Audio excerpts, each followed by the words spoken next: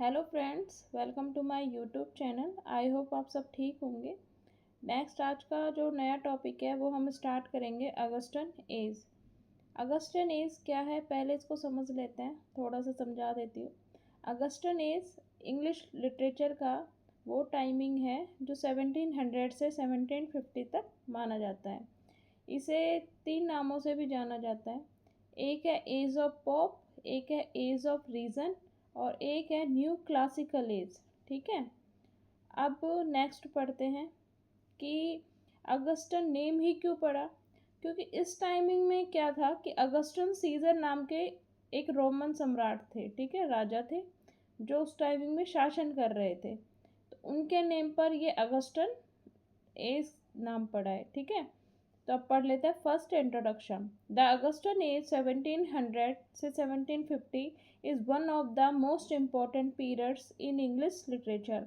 It is also known as the age of Pope because Alexander Pope was the greatest poet of this age. Augustan as 1700 से लेके 1750 तक most important period है English literature का। ये जानी जाती है एज ऑफ पॉप के नाम से। क्यों जानी जाती है? क्योंकि इस टाइमिंग में अलेक्जेंडर पॉप जो थे इस टाइमिंग में सबसे बड़े कवि माने जाते हैं। ठीक है। और एज ऑफ रीज़न इसलिए बोला जाता है इसको क्योंकि ये इस टाइमिंग में ना तर्क, रीज़न और विट, ठीक है, तर्क और बुद्धि के ऊपर लिखा जा रहा था, इसलिए इसको एज ऑफ रीज़न भी बोला जाता है। और न्यू क्लासिकल एज इसलिए बोला जाता है क्योंकि ग्रीक और रोमन जो थे उन आदर्शों को वापस से क्या हुआ था, पुनर्जागरण हुआ था। Okay. The term Augustan is derive from Augustus the Roman empire under the whom Roman literature reached great perfection. English writer admire the order, balance, and discipline of classic Greek and Roman literature and try to imitate. इस timing में क्या हुआ था कि उस समय जब रोम में जो ये लिटरेचर था उस टाइम में अपने आप पर स्वर्ण काल था। ठीक है। स्वर्ण काल था अपने आप में। अंग्रेजी लेखक भी उस समय महान साहित्य बनाना चाहते थे और इसी वजह से इसको अगस्टन एज कहा जाता है। इंग्लिश राइटर जो थे बिल्कुल ऑर्डर में, बैलेंस में, डिसिप्लिन में क्लासिकल ग्रीक और रोमन लिटरेचर लिखने का पूरी तरीके से क्या कर रहे थे, ट्राई कर रहे थे या अनुकरण कर रहे थे, इमिटेट मीन्स। ठीक है। नेक्स्ट अब आता है हिस्टोरिकल बैकग्राउंड। हिस्टोरिकल बैकग्राउंड में पढ़ते हैं हम कब 1700 से 1702 से 1714। इस टाइम में क्वीन एने थी, वो क्या कर रही थी, शासन कर रही थी। ठीक है। 1714 में Hanoverian dynasty began with George first. Next आता है political parties Whigs and Tory become influential. ठीक है। आप समझिए इसको। पहला पॉइंट जो है ना, क्वीन ऑफ एने। इस समय में क्या हुआ था भाई, क्वीन एने शासन कर रही थी और उस समय क्या था, जो राजनीतिक स्थिति थी वो बिल्कुल सही थी। साहित्य को भी, जो लिटरेचर था उसको भी क्या संरक्षण मिल रहा था और व्यापार बढ़ रहा था इस टाइमिंग में। अब आता है जॉर्ज फर्स्ट जो 1714 में आते हैं। इसमें जॉर्ज फर्स्ट राजा बन जाते हैं और इसके बाद क्या होता है, जो पार्लियामेंट थी ना उसकी शक्ति बढ़ने लगती है। अब थर्ड पॉइंट समझते हैं political party wings and Tories become influential. ये दो मतलब ये दो राजनीतिक दल थे। ठीक है। ये दो क्या थे, राजनीतिक दल। विंग्स जो थे वो क्या कर रहे थे, व्यापारियों का समर्थन कर रहे थे और संसद की शक्ति को चाहते थे बढ़ाना। और टॉरीज क्या कर रहे थे कि राजा और चर्च का समर्थन कर रहे थे, जो ट्रेडिशन चले हुए आ रहे थे, ठीक है, परंपराएं जो चली आ रही थी उनका पक्ष चाहते थे कि वो ही चलती रहें। इसलिए इन दोनों दलों की नीतियों पर लोगों ने बहुत सारे सटायर लिखे। ठीक है, खूब व्यंग लिखा। नेक्स्ट अब आता है कॉफ़ी हाउस। कॉफ़ी हाउस क्या है? Coffee house become centre of literary and political discussion. Coffee house क्या था कि आज के टाइमिंग की तरह, भाई उस टाइमिंग में सोशल मीडिया तो था नहीं, उस समय कॉफ़ी हाउस हुआ करते थे।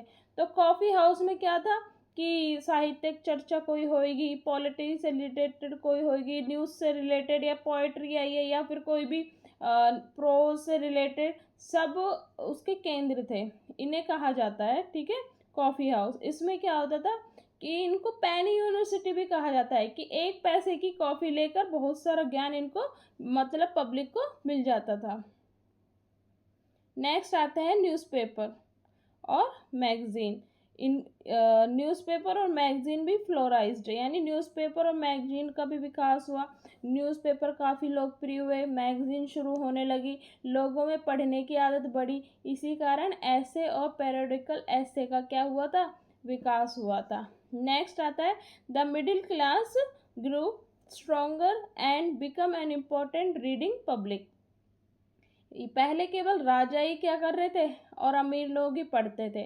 अब क्या हुआ कि व्यापारी लोग और जो मिडिल क्लास वर्ग था वो भी क्या था, मिडिल क्लास जो था वो वर्ग भी पढ़ने लगा। इसलिए लेखकों ने ऐसी भाषाएं लिखने लगी कि भाई सामान्य लोग भी क्या है, जो नॉर्मल लोग हैं, कम पढ़े लिखे हैं, वो भी क्या है, पढ़ सके, ठीक है, जो रॉयल नहीं है, नॉर्मल लोग हैं, वो भी पढ़ सके इसको। अब समझते हैं आगे third point, characteristics of the Augustan as. I hope friends आपको अब तक जितना पढ़ाया वो समझ में आ रहा होगा। अपने हर चीज़ का कंसेप्ट को क्लियर करिएगा, क्योंकि इंग्लिश ऑफ हिस्ट्री समझना बहुत ज़्यादा ज़रूरी है, जब भी आप आगे अपने राइटर्स को समझ सकते हैं। और हिस्ट्री ऑफ इंग्लिश से बहुत सारे क्वेश्चन भी हर टीजीटी एग्ज़ाम के अंदर आते हैं, ठीक है, अपना रोल अलग ही रखता है history of English literature. Next अब पढ़ते हैं पहला point, new classicism. Writer followed the ideal of ancient Greek and Roman literature, emphasis on order, balance, discipline and decorum। कि न्यू क्लासिज्म पहले समझते क्या है। न्यू मीन्स नया, क्लासिक मीन्स ग्रीक और रोमन साहित्य, यानी कि उस समय लोगों ने ग्रीक और रोमन आदर्शों को अपनाया।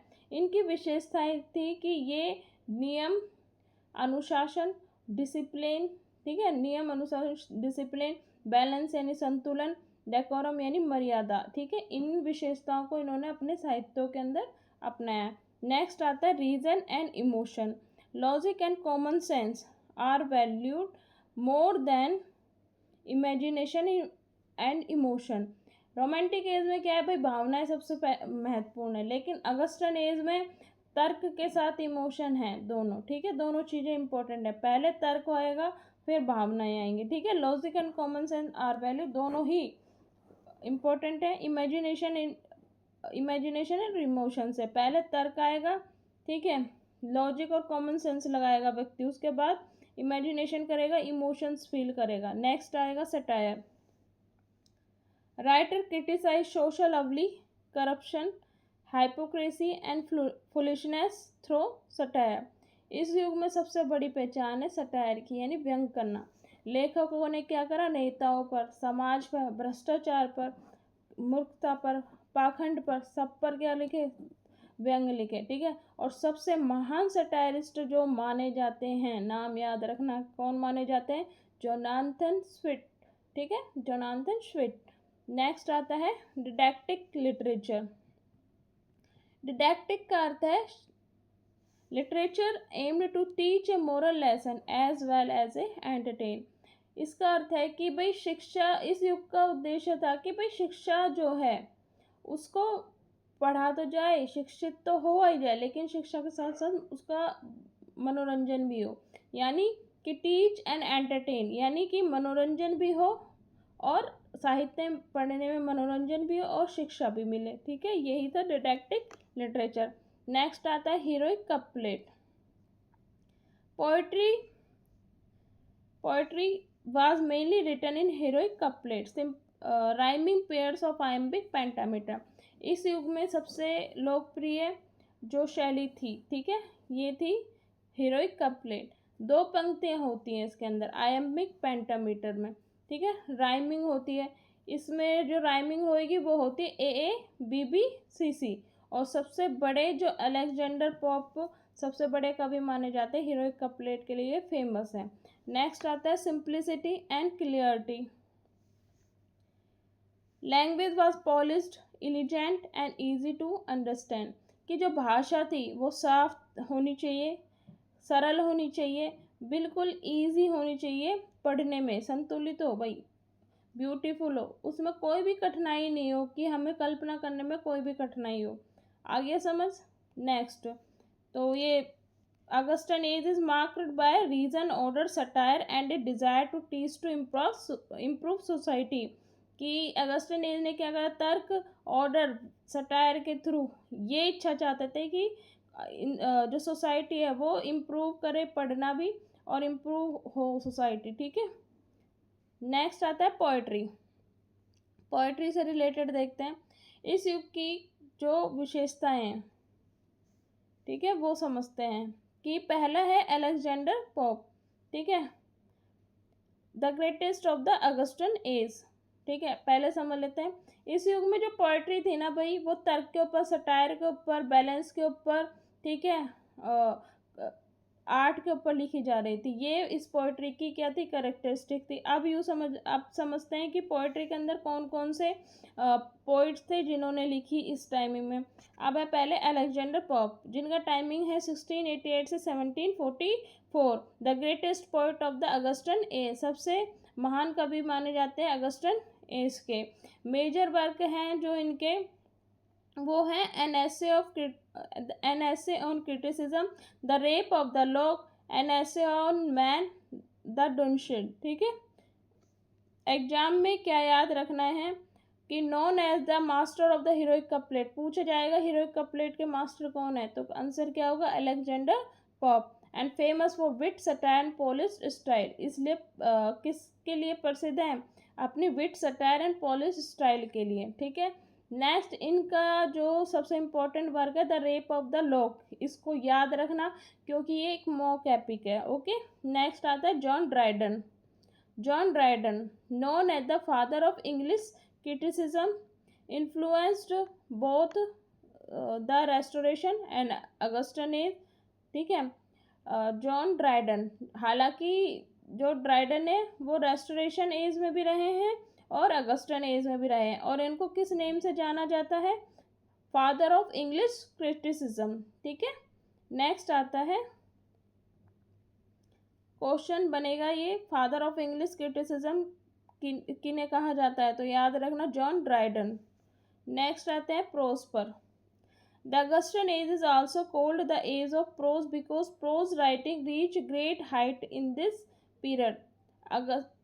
अगस्टन एज को एज ऑफ प्रोज भी कहा जाता है क्योंकि इस टाइमिंग में प्रोज राइटिंग का सबसे ज़्यादा क्या हुआ था, विकास हुआ था इस टाइमिंग में। ठीक है, बहुत ज़्यादा विकसित हुई थी। अब मेजर राइटर पढ़ते हैं। ठीक है, जॉनथन स्विफ्ट, मैंने ये पहले भी बता दिया था इनका नाम, जिनका टाइमिंग है 1667 से 1745। मेजर वर्क है Gulliver travels, a modest proposal, known as powerful satire on society and politics. Next आते हैं Joseph Addison.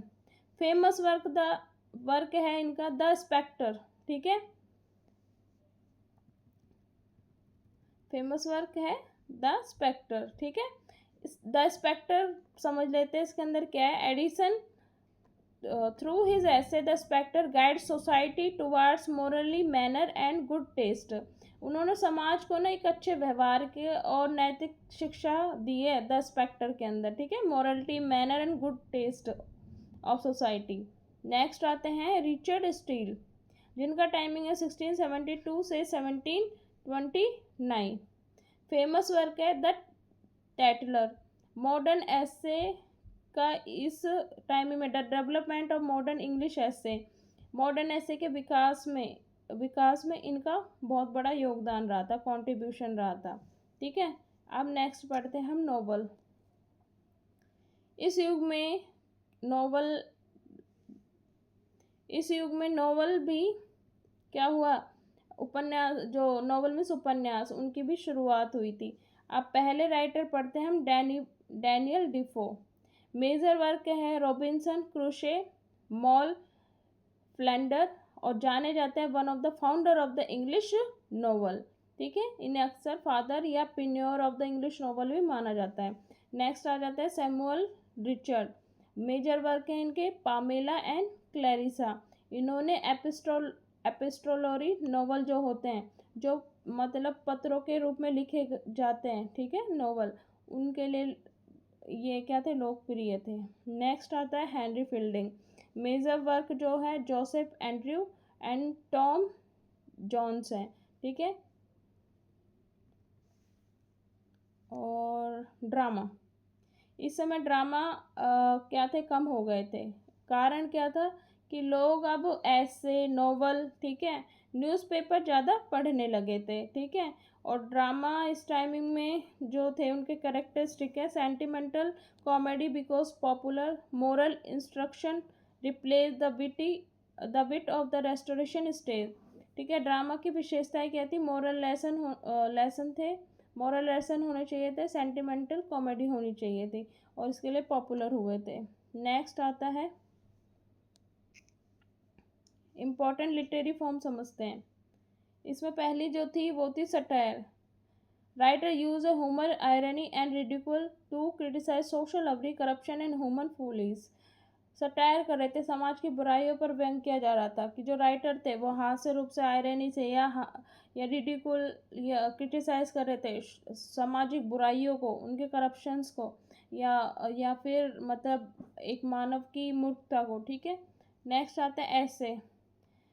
Pros writing that is brief, pros writing छोटी थी, ब्रीफ थी, ठीक है, informal and deal with moral, social and literary topic, ठीक है। ये अनौपचारिक थे, ठीक है, ये नैतिकता, सामाजिक और लिटरेरी टॉपिक पे लिखे जा रहे थे। पीरियडिकल ऐसे, निबंध जो होते हैं ना, मतलब ऐसे जो होते हैं, अब पत्रिकाओं में भी क्या होने लगे थे, पब्लिश होने लगे थे, ठीक है। ऐसे पब्लिश इन न्यूज़पेपर, ऐसे जो होते हैं न्यूज़पेपर के अंदर पब्लिश होने लगे थे। Magazine to instruct and entertain the reader, magazine और न्यूज़पेपर अब रीडर्स के लिए एंटरटेन के लिए और इंस्ट्रक्शन के लिए यूज़ होने लगी। अब नेक्स्ट आता है हीरोइक कपलेट।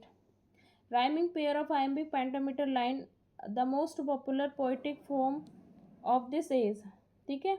मैंने बता ही दिया था हीरोइक कपलेट में क्या ए बी बी या सी सी, ये क्या होगी, राइमिंग होगी। एंड नेक्स्ट ये था कि iambic पेंटामीटर यूज़ होएगा, ठीक है। और हीरोइक कपलेट इस टाइमिंग में बहुत पॉपुलर था, और पोइट्री इसी हीरोइक कपलेट को यूज़ करके लिखी भी जा रही थी। अब आता है novel. Pros fiction that depicts life and character realistically and became very popular in this period. यथार्थ मतलब pros fiction that depicts life and character realistic, यानी जीवन के ऊपर या करेक्टर्स की जो रियलिस्टिक लाइफ थी, ठीक है, उनको उनके ऊपर लिखे जा रहे थे, ठीक है। और इस टाइमिंग में जो नॉवल थे वो बहुत ज़्यादा पॉपुलर भी हुए। Literary criticism, the art of analysing and evaluating literature, writers followed rules and classical standard.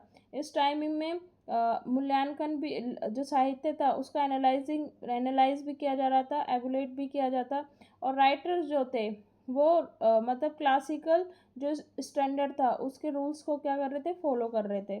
Next आते हैं major writers at a glance. अब एक बार पढ़ लेते हैं जो आपको याद रखना ही रखना है इस पीरियड के अंदर, एज के अंदर, सॉरी। अलेक्जेंडर पॉप, इन्होंने फेमस वर्क कौन सा इनका, the rape of the lock और an essay on a man. The rape of the lock याद होना चाहिए, बार बार पूछा जाता है। Jonathan Swift, Gulliver's travels, a modest proposal, ठीक है। जोसेफ एडिसन, द स्पेक्टेटर, ठीक है, ये याद होना चाहिए। रिचर्ड स्टील का है द टैटलर, डैनियल डिफो का है रॉबिन्सन क्रूशो, सैमुअल रिचर्डसन का है Pamela Clarissa, and Henry fielding का है टॉम जॉन्स, ठीक है। आई होप फ्रेंड्स आपको ये वीडियो अच्छी लगी होगी, कंसेप्ट क्लियर हुए होंगे। तो मैं यही कहना चाहूँगी, अपनी पढ़ाई को कंटिन्यू रखिए। अगर आपको सक्सेस पानी ही है तो नेक्स्ट किसी चीज़ को पढ़ने से बोर मत होइए, उस चीज़ को सही से पढ़िए जिससे कंसेप्ट क्लियर हो और सिलेक्शन भी हमारा हो, ठीक है। और आपको ये वीडियो अच्छी लगी हो तो आपसे यही कहना चाहूँगी, please like and subscribe my YouTube channel. Thank you so much.